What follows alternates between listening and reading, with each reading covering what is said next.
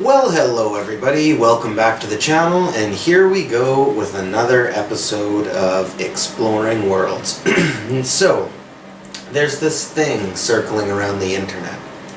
Something known as liminal space. It has become quite very popular. And, asides the popularity, the passing trend, perhaps even the overuse, I find this very fascinating, and I think that there's still lots to learn about it. And generally there are lots of things covering this, from YouTube documentaries to reaction videos to compilation videos, but I want to get to the bottom of it. So join me in this documentary as we explore everything that is liminal. So, when one first looks into the liminal space phenomenon, generally what they will come across is something called a liminal space photograph. Now, these are most often portrayed on compilation videos, which are basically photo slideshows set to music, generally an eerie kind of a music.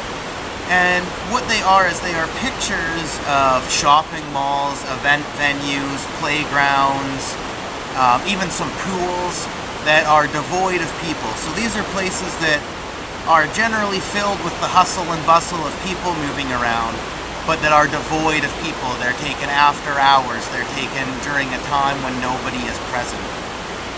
And to some, looking at these photos, they feel nothing. But to others, they can evoke a sense of existential dread and even a feeling of uneasy nostalgia. Now, the compilation videos are fine, but that is generally what people are viewing when it comes to this phenomena, and I think that there is far more to this than that.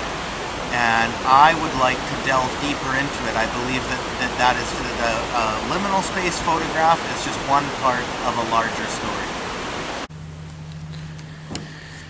In order to fully understand the physical liminal space, one must learn about the emotional liminal space. As defined in the dictionary, it goes like this. 1. Relating to a transitional or initial stage of a process. Number 2, a position at or on both sides of a boundary or threshold. So what this is pertaining to is basically an in-between space. A space between a past reality and a future outcome. Some examples of this could be the loss of a relationship, ending one job, moving on to the next, leaving one town or city and moving on to the next one. But these examples are a rough idea, but they're just the tip of the iceberg. And join me as we take a deep dive into the emotional liminal space.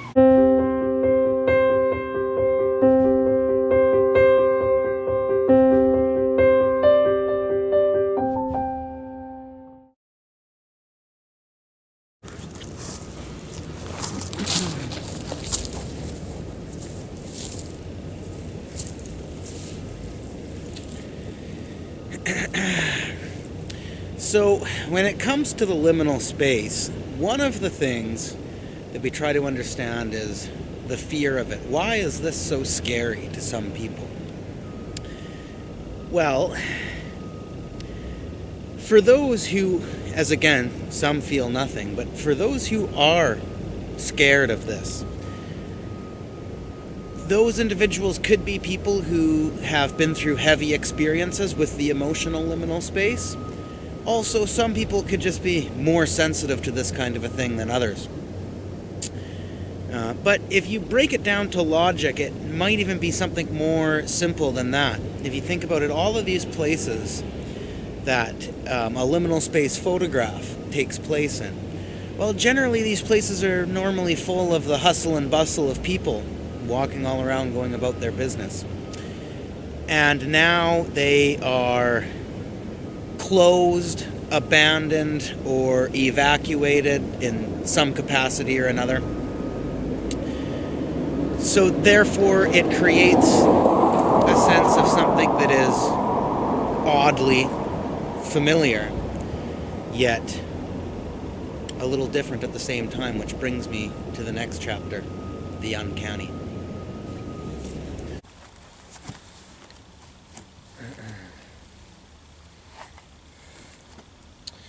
Now, let's talk about the uncanny.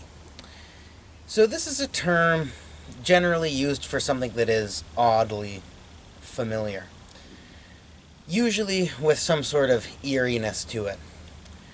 Now, as I mentioned in the previous chapters, these liminal space photographs, they're normally full of people, and now they are empty. Therefore, it leaves it's something that is familiar, yet distant from normal reality at the same time, therefore making it oddly familiar. And the uncanny is actually, it's really hard to put into words, it's really hard to explain. That is exactly why it's called uncanny, if that sums it up for you. But, there is many different reasons why the emotional liminal space too would feel uncanny, as you are in a different space, you are feeling different, you are feeling off, yet your interactions with everybody and the world around you is still the same. Other people and just the general flow of reality, of the world's reality, is not stuck in this space like you are. Therefore, everything feels the same, everything looks the same, everything looks familiar, yet you feel different.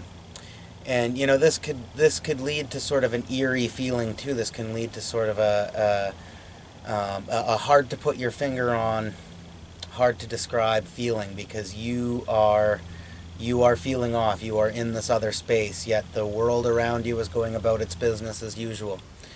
And it can create these thoughts of, wow, when am I going to break through this feeling to be on the other side of it, however I'm going to come out on the other side of it. So it's totally a reasonable thing to say that the uncanny comes along with a liminal space, both physically and emotionally. And so therefore it is oddly familiar. It is something that is normal, that is seen often, yet has a certain eeriness to it, has a certain level of dread attached to it, because it is familiar yet on some sort of different, you are perceiving it on some sort of different plane, therefore making it uncanny. Let's head on to the next topic. Okay, so let's sort of dive into the nostalgia side of this whole thing. And so I'm sure most of you already know and have felt what nostalgia is. It's basically when you listen to music or listen to a song from a time past in your life, watch a movie that you grew up with as a kid, or visit an old job site or an old town or something like that you haven't been at or visited in a long time. There's sort of like this unique kind of feeling in which it's called nostalgia that sort of comes over you, and it's a really strange feeling actually, and but it makes sense really if you think about it, because this thing that you were watching or listening to, this place that you were at one point in time, you infused emotions into that time, whether that be good things, bad things, friendship, It could even be something like downright hatred, even like it's any emotion you can think of that you most likely had for this media thing or this place. And so then years later or months later, whatever, when you revisit it makes sense that there's sort of a feeling that would be kind of hard to put your finger on as well, that's going to come over you. But the strange thing is that a lot of people report feeling nostalgia when viewing these liminal space photographs. And even some of the emotional liminal space can kind of have a wave of nostalgia, and a lot of people describe it as like uneasy nostalgia. So why is that? And I really don't know. That is something that I can't come up with an explanation for, and that's another one of the reasons that this whole thing is a phenomena. At the end of the day, it's a mystery. But there are different ways to look at it. Perhaps it's perhaps it's something along the lines of like it's a still image and there's nobody present. Therefore, you have time to you have more time to sort of pick up on subtle nuances and there's different things that might be there that you might overlook if there's a bunch of people around and a bunch of stuff going on.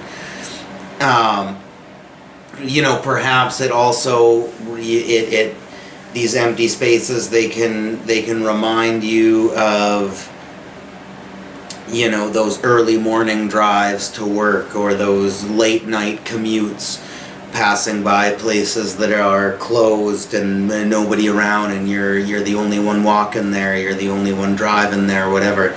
It can sort of remind you of some of those times, which I'm sure we've all experienced in our travels. And as far as the emotional liminal space, I don't know. I mean, perhaps you're having, because you're in between a boundary or threshold. You have to remember. So perhaps you're feeling nostalgia for the time that you had passed through that is no longer there, and you're unsure of the future. So you're sort of in this, like I said before, this in between space. That's why they call it a liminal space. Perhaps some of this nostalgia could come from that, but ultimately, I don't know. I really don't know. It is one of the things that there's not a whole lot of grounded points to throw at it that explain it right away. And this sort of leads me to one other side point too. Is in a couple of the other documentaries I watched, I should have written it down. I don't know exactly how it was being correlated to this. I think it might have been liminal space photographs from the past or something like that, but there's this term called anemoia, and what this is kind of would be a similar term for nostalgia as would be used for like deja vu or something like that. It's like nostalgia for a time or a place that you have not known. And I believe that this was brought up in this whole kind of conversation due to there being, nostalgia involved in liminal space photographs that are either reconstructed to be back in a historical time or were taken at a previous time that somebody did not live to see, still getting this nostalgia. And then but if you think about the anemoia, it's an interesting thing, just in general. How old are you? I'm guessing. Were you born into the 90s, maybe early 2000s at the latest? Are you, say, 25 to 30, maybe 35, 38 at the very most, something like that, I'm guessing, if you're watching this kind of content and watching my channel, at least as far as the stats tell me anyway. But do you ever watch a movie or listen to a song from the 70s or see a classic car from the 50s or something like that, and all of a sudden get this wave of nostalgia, like you're feeling nostalgic for the 70s or the 50s or something like that, and you weren't old enough to be there. You know, I certainly have experienced this before, and I think it seems to be a thing that has been spoken about. And a lot of people put these really mystical kind of connotations to it, you know, such as reincarnation and time travel and ghosts of ancestors visiting us and watching over us and all this sort of thing. And, you know, that sounds very lovely. Don't get me wrong. I would love it if that was the case. But if you break it down to logic, it actually makes a lot of sense. You know, we, especially nowadays, there are all kinds, like we can watch a movie, we can listen to a song on anywhere. You go on YouTube, you go on Spotify, you go on any that you can listen to music or watch a movie or watch clips of movies from all different time eras, from the very early days of film and all the way up to now. You can watch just about anything and you can resonate with it. You can feel connected to the characters in it. You can feel connected to the emotion being sung about in the song. You can resonate with it in some way, shape, or form. And bringing it back to the cars, and that there's people that have collector cars and classic cars from the 50s and the 40s and the 70s, 80s, anything you can think of, and they're driving them around and you can still see them and be like, oh wow, that's a fucking cool car, right? You know, there's people that have old technology and old photographs, like our parents have old photographs from back in these, like we've been exposed to images and art of these times. Therefore, if we resonate with it, even on some sort of other level, on an artistic level or on an emotional level, anything like that, it makes total sense that that sort of the nostalgia of when we first viewed these things in our own life could get distorted with sort of an interest in that time, or like what our parents were doing, or an admiration for music of that time or something, that can sort of manifest itself into nostalgia for that time, even though in fact you were not there to see it. And you know, even if you go way back too, there's always been recorded art of there's always been recorded art of all different from past times. There's been preserved museums, whatnot, everything. There's been art preserved from all times in history that you could possibly imagine. And so really, at the end of the day, if you really want to break it down to logic, nostalgia itself could very well be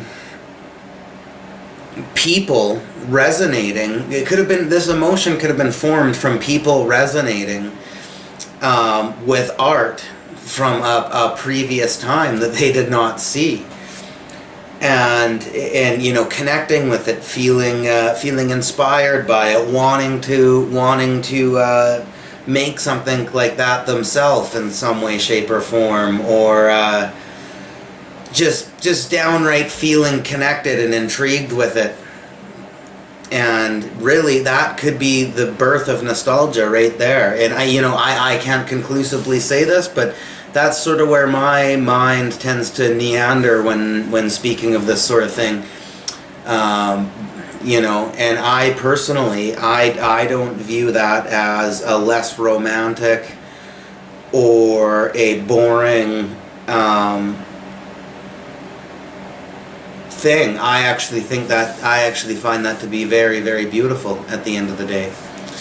So for the rest of this documentary, we're gonna get, you know, even heavier into some things. We're gonna talk about art, especially being that there are many liminal spaces found within art.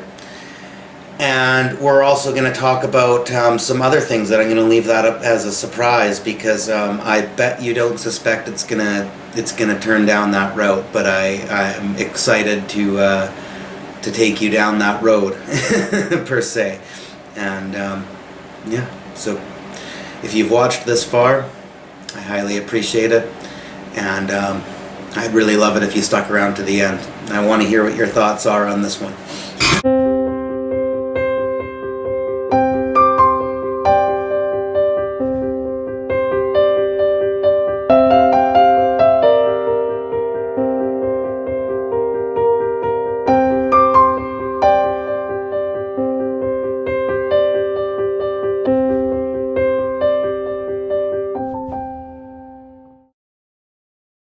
Okay, so Peter R. Nichols, you are an artist, and why do you think that an artist would paint or draw or even photograph a place that normally would be full of people, say a shopping mall, an event place, somewhere that normally would have lots of people present, but paint it empty, capture it empty? Why do you think that exists so much in the art world? Well, I think the first thing it does is it speaks to the unlimited potentiality of a piece.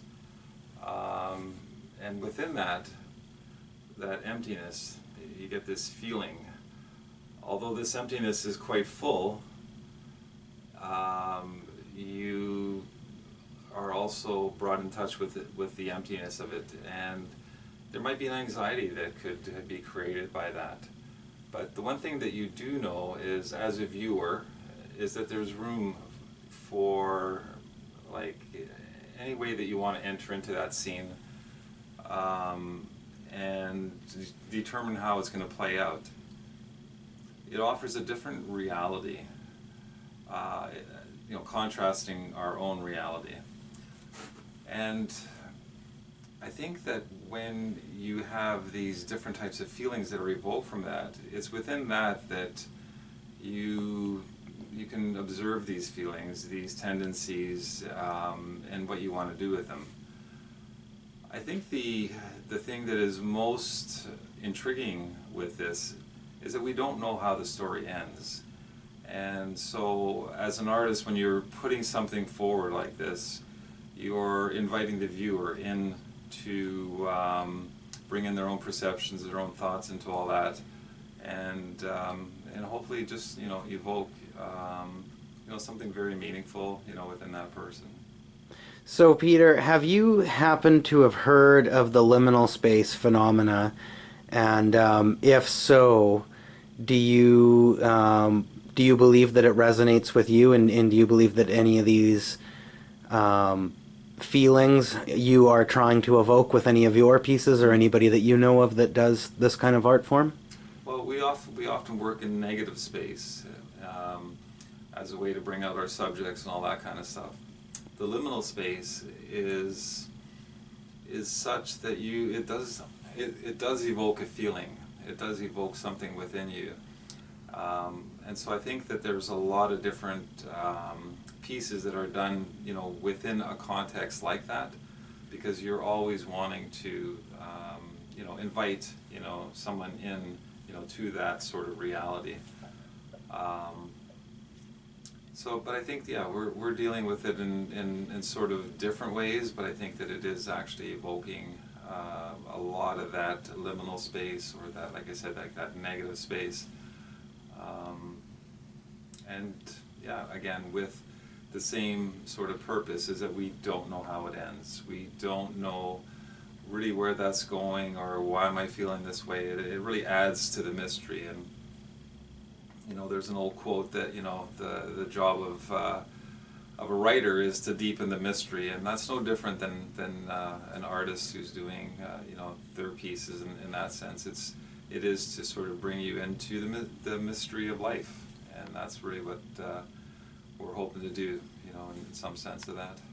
Excellent. Thank you very much, Peter. Yeah, you're welcome. Okay, so for this, I wanted to talk about something that a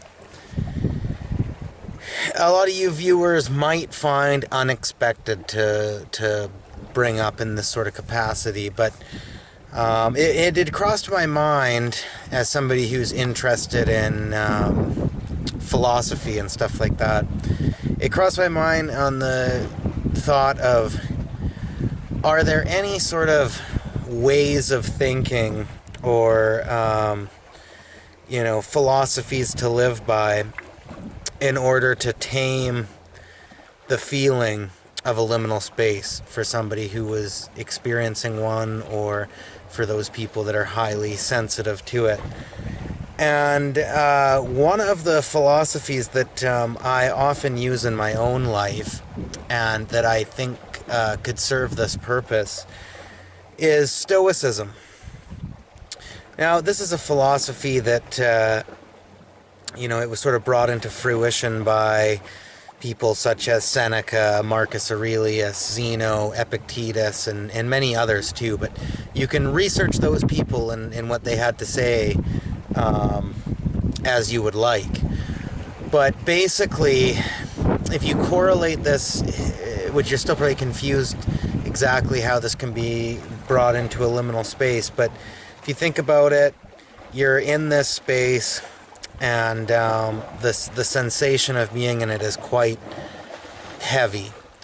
Well, Stoicism is all about sort of taming those feelings by, well, for one, the most important thing is to say at first is there's sort of like the Hollywood depiction of Stoicism, which is very lower class. It's very, like you're a robot, you don't feel anything, you just deal with everything yourself, you don't, nothing can affect you, kind of, that is 100% not what this philosophy is all about. It's all about, for one, processing all of these feelings and getting to the bottom of it, like figuring out the root cause and getting to the bottom of it.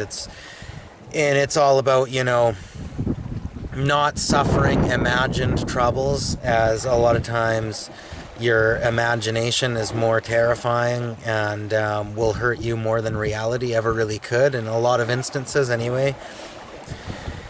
And it talks about how, if something hasn't happened, then don't worry about it yet. Like, it might happen, it might not, but if it hasn't happened yet, don't worry about it.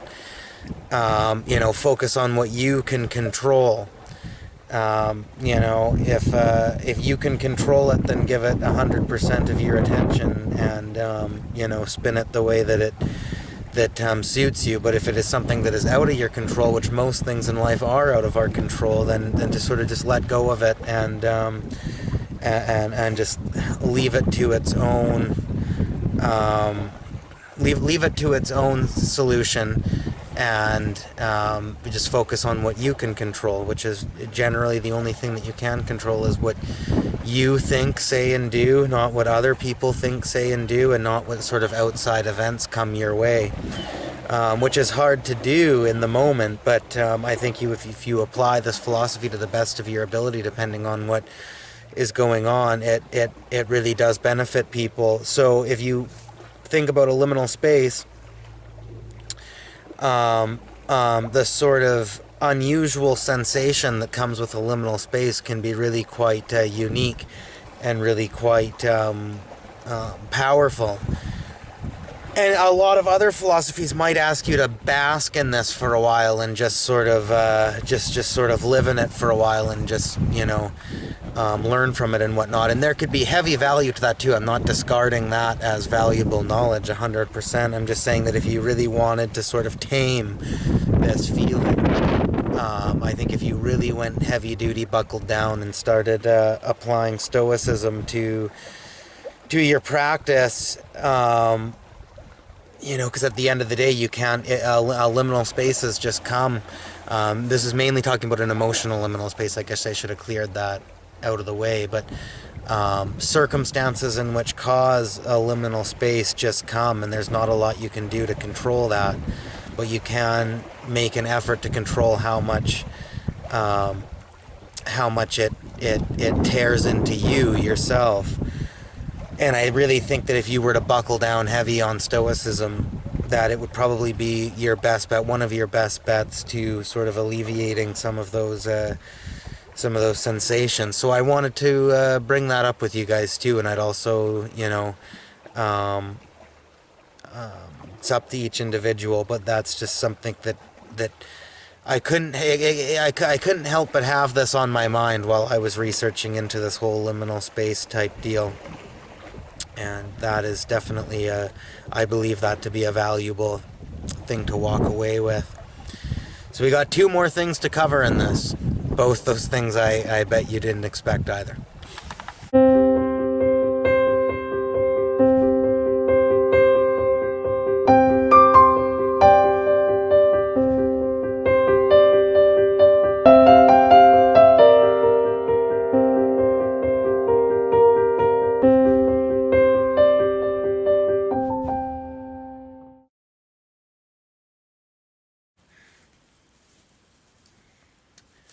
So here I am on a snow-filled stroll through the wilderness. Now, I would have liked this to be taking place in Howe Sound, as that's where I intended, but circumstances due to the weather and whatnot have made it a little bit different, but still the same point served. So, well, especially down in Howe Sound, but I grew up in these wilderness, spending time in this wilderness all around the Sunshine Coast. And one of the things, again, that gets brought up in the talk about liminal spaces is that it does not exist in nature. That it only exists in the manufactured reality of human beings. Well, so I kind of disagree. I could see there's more truth to that in the physical, like liminal space photograph side of things. But if you bring it back also again to the emotional liminal space, I think that this place existing between a boundary and a threshold, I think that things in nature, wildlife, due to the perils of the life they live, I think they deal with and go through these phases all the time. And I think that, they might not perceive it that way. Who knows? Do they perceive it that way? Do they not? That's kind of an unknown thing. But still, nonetheless, as far as we can tell anyway, the perils they face must cause these emotional liminal spaces, or at least what we would perceive as an emotional liminal space, to exist in nature. And also another thing I'll throw it along the lines of the physical too is these areas, okay, so they're remote. You gotta hike a bit to get to them, but they're not so remote that one doesn't have the ability to come here if they would like to. So generally sometimes you can notice little things, little things that you can tell somebody else has been here. You don't know who they are, but you can definitely pick up on this sort of feeling, this sort of essence that somebody else has been here and maybe ventured along this same path that you're taking. And, since I grew up here, when I visit these places, I can get a sense of nostalgia too from different times in my childhood and that I spent around here. And sometimes it almost feels like I'm visiting old ghosts from the past or something when I come to certain areas, and it really is quite a lovely thing. But definitely that heavy nostalgia can come. And so, nonetheless, it is wild. It is not constructed in such a way. Well, it's not really constructed by anything done by man, so therefore the general formula for a physical liminal space might not exist. But nonetheless, it either is here or we have the ability to bring it here, even though it's wild. Which is the perfect term to use for it. It's wild. It's not manufactured by human hands. It is wild. Which actually, that reminds me of a quote by D.H. Lawrence, I never saw a wild thing sorry for itself. That's off topic, but nonetheless valuable for life, I think. A really great quote. So, again, what are your thoughts on this? I believe that at least we can bring a liminal space into nature if our mind is in that sort of realm. And I do think that it is a relatively decent argument to put forward into this whole phenomena, and I'd be interested to see what your thoughts are too. And join me as I have just one other thing to talk to you guys about, and then we'll get to that conclusion. And I do really hope you stick around because I'm interested in your take on this conclusion.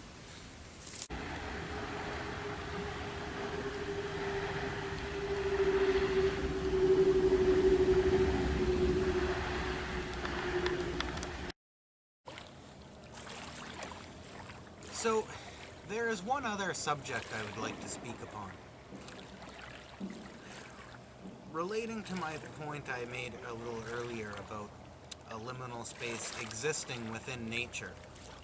If you look out beyond me, what you will see is what I consider to be the literal definition of a liminal space, nature's manifestation of a liminal space. That is the ocean. I also mentioned the same point in my thalassophobia video. If you're in the ocean, you are always in between a boundary or threshold.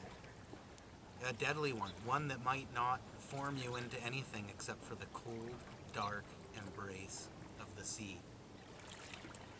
If you do not take the right action, if you do not pull through, if you do not fall upon significantly good luck, you might never form to get to the other side of that boundary.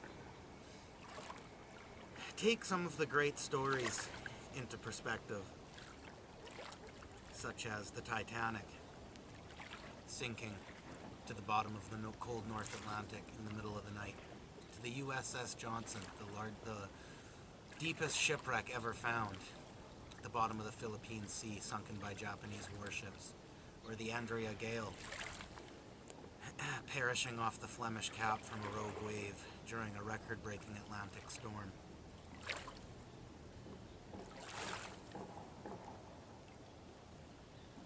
You are literally in nature's liminal space when it comes to the ocean, and I believe that if there ever were a liminal space outside of a human constructed reality, it would have to be the sea.